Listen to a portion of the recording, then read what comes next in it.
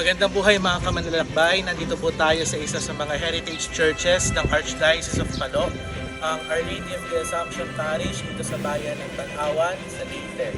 Nakatutuwa po, ito po isang Jesuit mission na nagsimula po noong 1704, pero kalaunan po na i-transfer po ito sa mga Frailing Agustino na siyang nagtayo ng parokya noong 1780.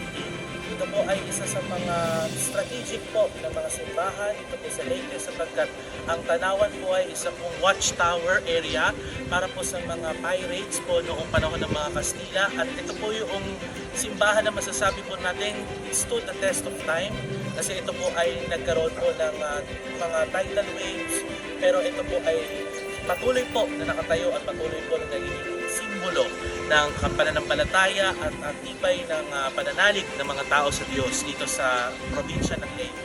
Tara po, punta po tayo dito sa bayan ng Tanawan. Manalangin tayo. O Diyos, Ikaw ay tumitingin sa kababaan ng mahal na Birhen na itinaas siya sa biyayang ito, na siya ay makoronahan sa higit na kaluwalhatian.